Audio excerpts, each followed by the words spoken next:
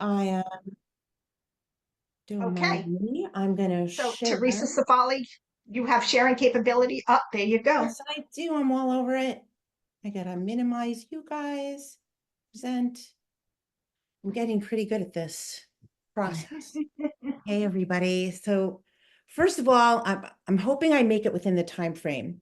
I edited and edited and edited some more, but good afternoon or good evening, depending on where you are.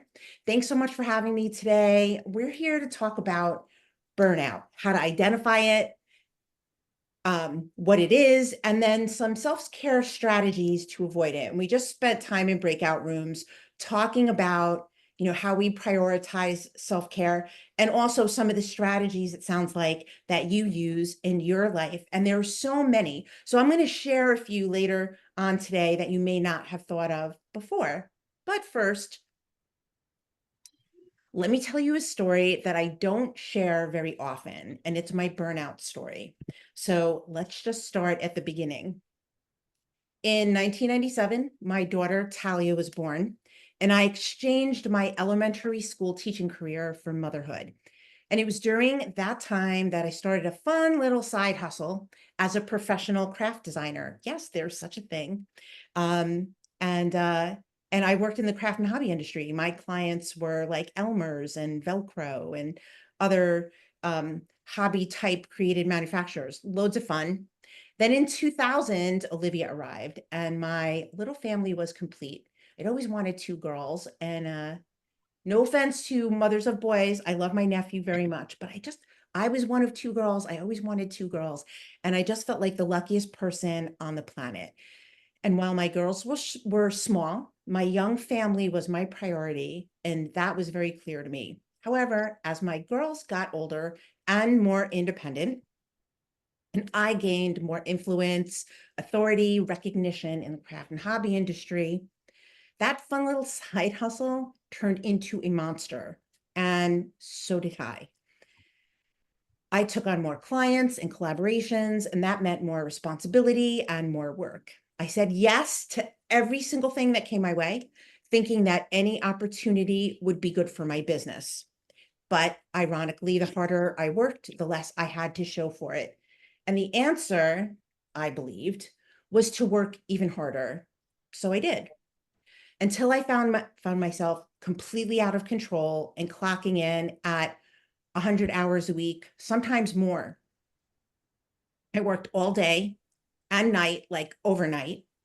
I worked weekends and holidays. I even worked during family vacations, and I constantly pushed myself harder. On repeat in my head was, you can do more. You can do more. And I turned into what I now lovingly refer to as a hustle hero. And there were consequences, not just for me, but for everyone around me. Everyone was stressed. No one was happy, but I failed to notice. So this is a picture of me and my daughters circa early 2013. And you can see it on our faces through these forced sort of smiles. It was around this time that I also developed acute insomnia and was having wild mood swings. I ignored those as best I could and continued to do more for another 2 years, harming my family and myself further until I couldn't. I did my best to hide it. And, I get my husband and my kids out the door in the morning, and then I just go right back to sleep until just before the girls were to arrive home from school. And I'd wake up in a panic, feeling angry that I wasted another day because, I had work to do. The next 20 minutes looked something like this. I'd dash into the bathroom and brush my hair and grab a toothbrush. And while I brushed my teeth, I'd change out of my pajamas that I was in all day. And then I'd run downstairs, clean up from breakfast, do a quick tidy, and, just so it looked like I did something when people got home. And finally, I'd sit down at my computer to work, only to be more stressed out by the multiple emails and voicemails with requests from my clients and business partners who were looking for me earlier in the day. My mood was dark. I was full of resentment. Focusing was near impossible. Then the girls would come into the house looking for me and I would snap. And after the temper tantrum, I just feel numb and completely detached. My daughters, they would go hide in their rooms while I made a plan for how I was ever going to get an entire day's work done before the next morning. Often it meant me staying up all night. And although I would always meet my client deadlines, I felt unmotivated to do much of anything in my own business. And to make matters worse, I felt like a fraud and a failure, and I felt utterly alone. I was in constant physical pain, and I felt just sad and down all the time. And I do my best just to ignore it, catch a quick nap if I could get sleep at all, and then I do it all over again the next day and then the next day until I couldn't do it anymore. But that's another story for another time. Burnout derailed me, and I think I went too many slides. No. Oh, a slide disappeared. This has been happening all the time. This is like the third time this has happened with Canva. Sorry, guys, but I'll just stay here. Burnout derailed me, and it took a whole lot of work to heal, but ultimately, I learned how to get clear on my personal and professional priorities, as well as how to protect my time and energy, and also my effort, so I wasn't overworking and overcommitting myself. Most importantly, I learned that self-care was important. And I'm fortunate. I overcame my burnout. And I only had to learn that lesson once. I actually know people that have been in burnout multiple times, and they never seem to get past it. And it's really heartbreaking because burnout's devastating.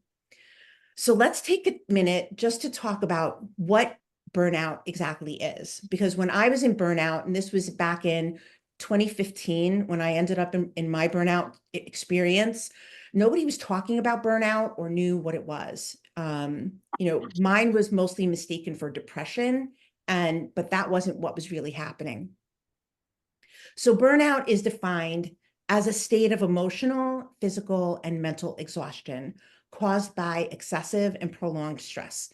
And it's often characterized by feelings of overwhelming exhaustion, cynicism or detachment, and a sense of ineffectiveness or failure. And while burnout is not a medical condition, there are physical, emotional, and behavioral signs and symptoms.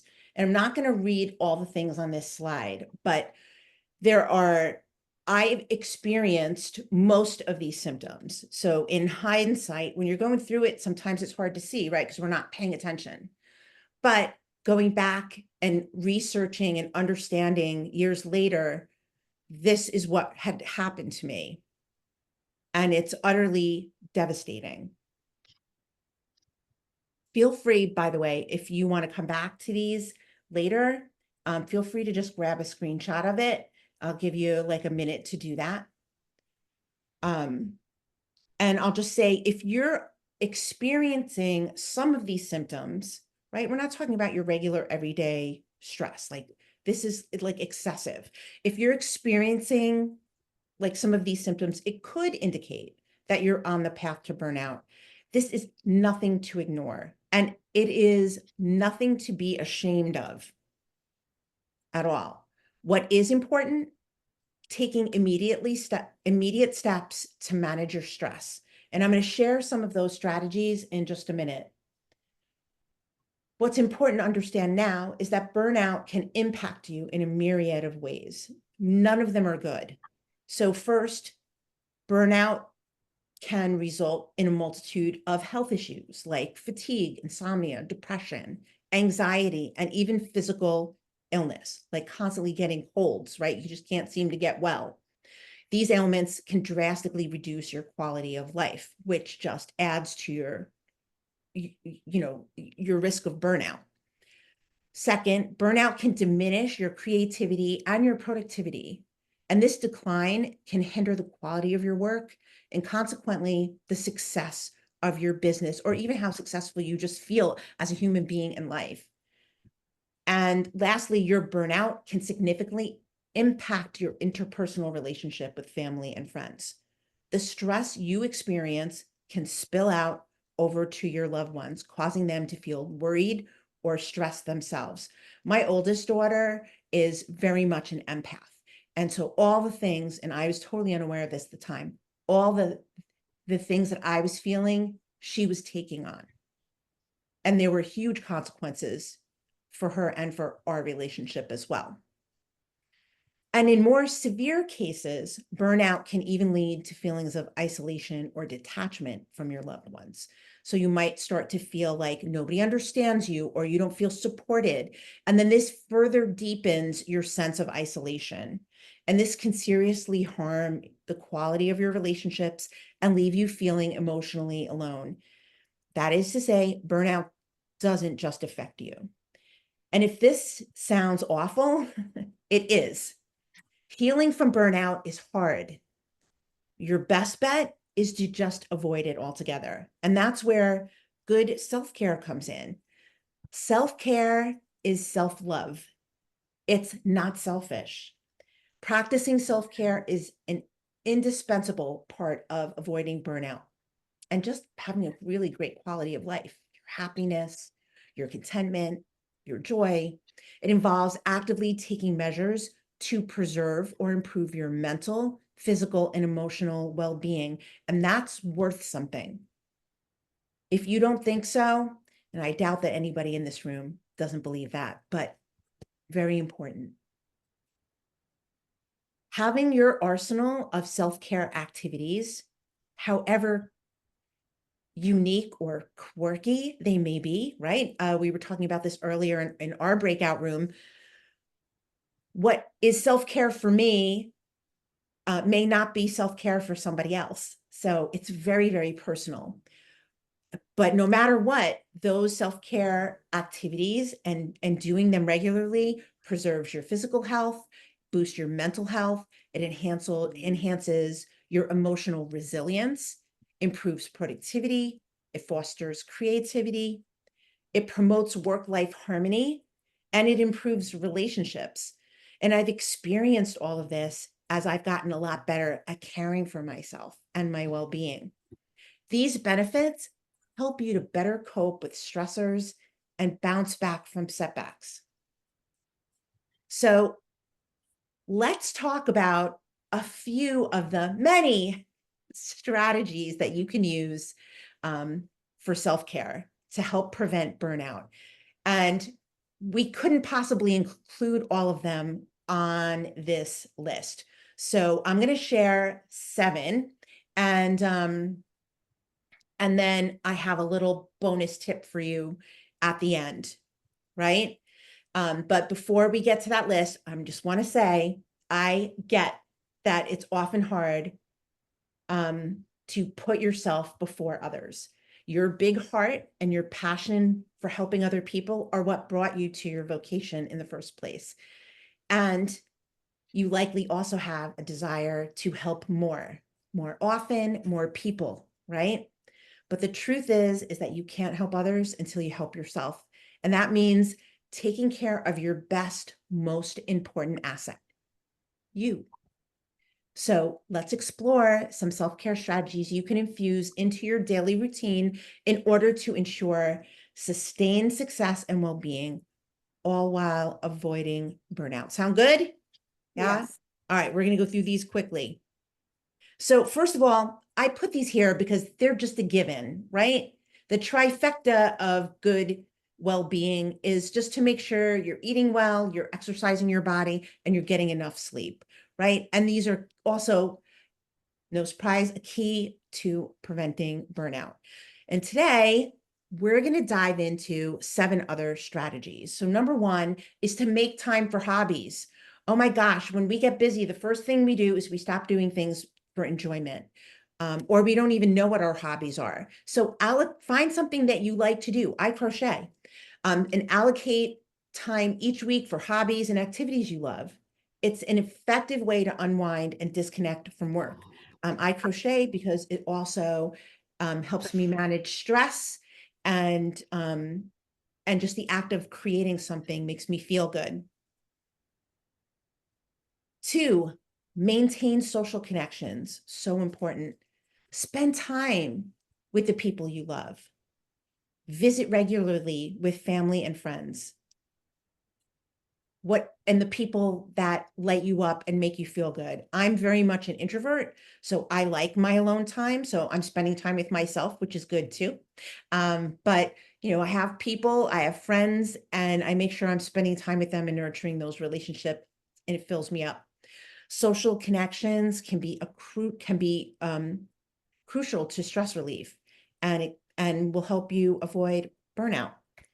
Here's another important one that people may not consider as self-care. Take frequent breaks during the workday so that you can rest and rejuvenate, right? These can include things like taking a short walk, stretching, mindfulness activities, or just stepping away from your workspace. Got to get out of my office multiple times a day.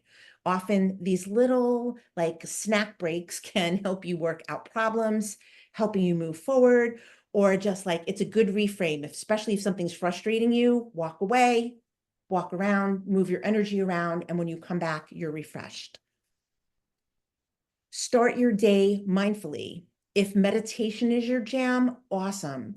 But sometimes just a quick, quiet 5 minutes with your favorite beverage in the morning can help you start your day in a healthier headspace than if you wake up and stub your toe and you're annoyed, and then you're carrying the annoyance or anger with you all day long, and that doesn't help. But being in a good, positive frame of mind helps reduce stress, it increases your focus, and also a good mood.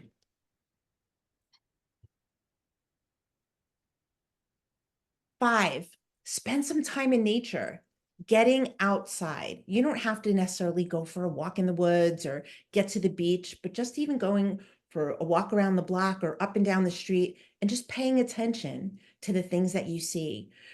Take deep breaths and get some fresh air. So helpful. And just getting 2 minutes, outdoors. Teresa. Thanks. I'm going to make it too. 6, move more. And I'm not talking about exercise here. I'm talking about getting up, changing position or location. I have a standing desk. I stand, I sit, I stand, I sit. It's more movement in my day. And 7, there's no shame in this. If you're extremely overwhelmed and you're having a hard time managing, and especially if you have many of those burnout signs, please seek professional help. Therapists or counselors can provide strategies and tools to help you manage your stress more effectively. Your mental health matters. And remember that the key to avoiding burnout lies in prevention rather than cure. It's much easier to implement these strategies now than trying to recover from the crippling effects of burnout later. And your passion for what you do is the fuel that keeps you going. I get that, but this passion needs to be sustained by a healthy body and mind. And it might feel, it doesn't have to be overwhelming self-care. Pick 1 or 2 things to start. Implement them in your day, and you can add more later. And before I leave you today, I have one final piece of advice, and this is to know your non-negotiables. So what does that mean? We all have busy seasons in our life, busy seasons in our business. The holidays are coming up, right? So for example, when I'm doing a launch, when I'm launching a product, there's a lot going on. I have to put in extra time. I work nights. I have to put in a couple of hours on the weekends.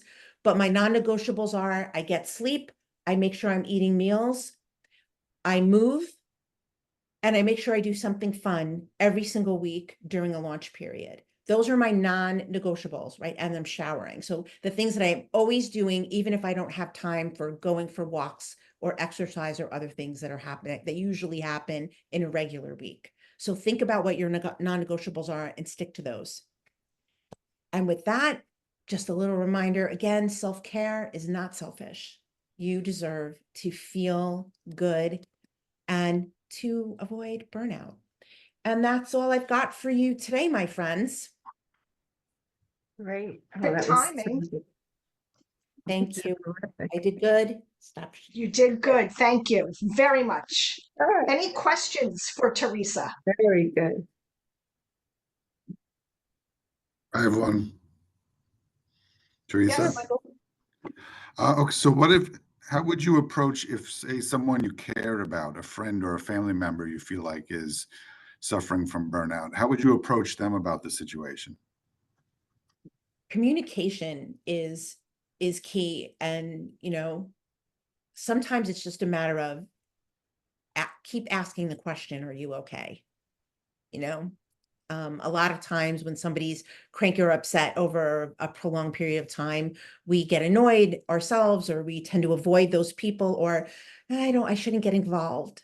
But if you're fearful that that's what's happening for them, keep asking and keep reaching out and letting them know that you're there, and that whenever they're ready, they can come talk to you. And if it's not you, even recommending talking to like a trusted advisor, or a pastor or a rabbi, that can also be really helpful. Great, thank you. Tina. Tina. So that's an interesting conversation that we probably could have a whole other meeting on, right? It's because I feel like sometimes, and I'm thinking about my family members, you can't want it more for them than they want it for themselves, right?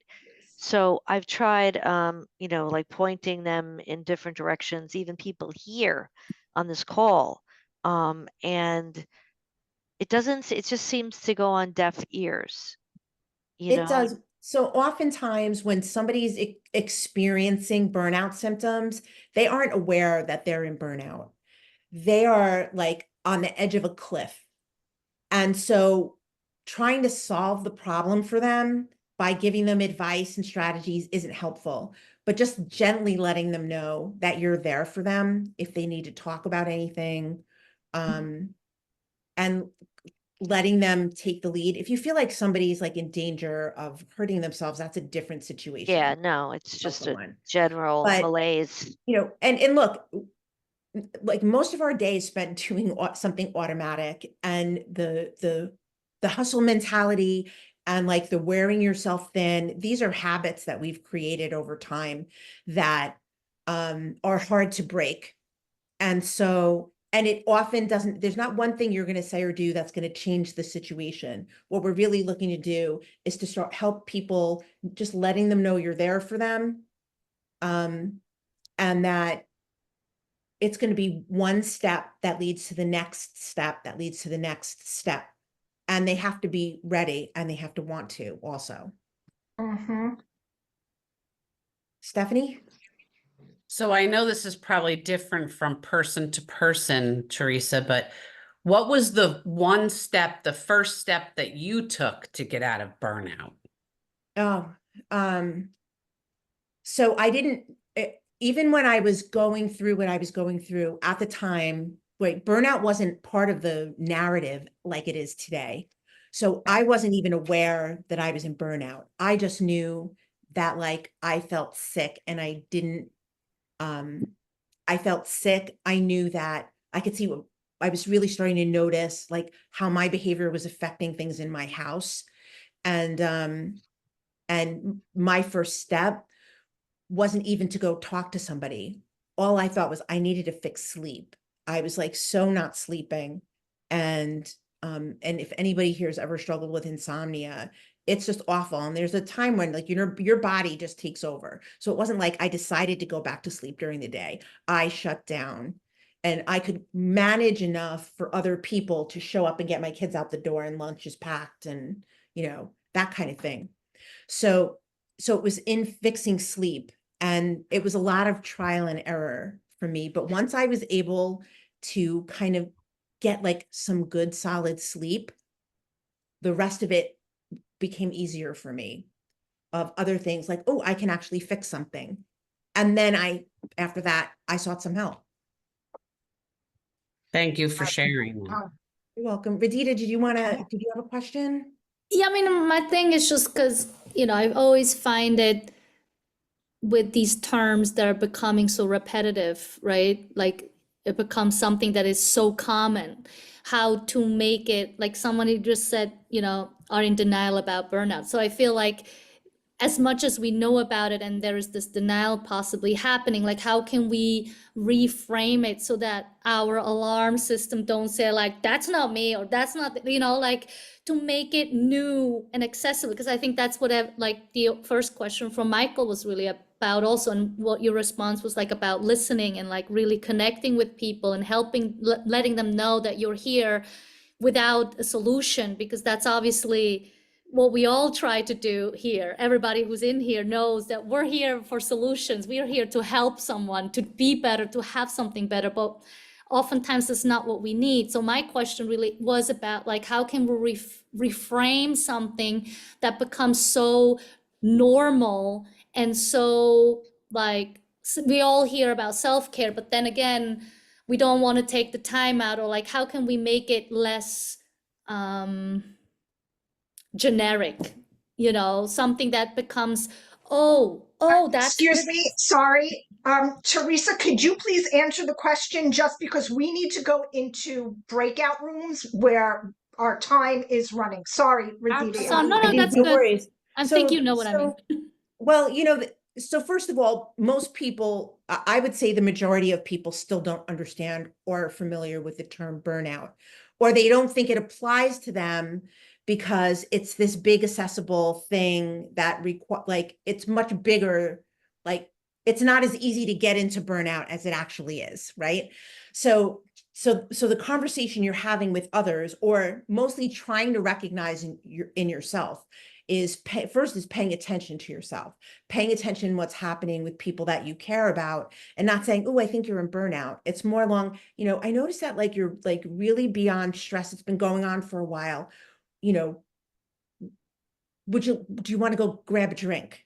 Trying to get people out of pattern interrupts can be helpful. And other than that, like I said, I was saying to Michael, oftentimes it's saying multiple things in different ways.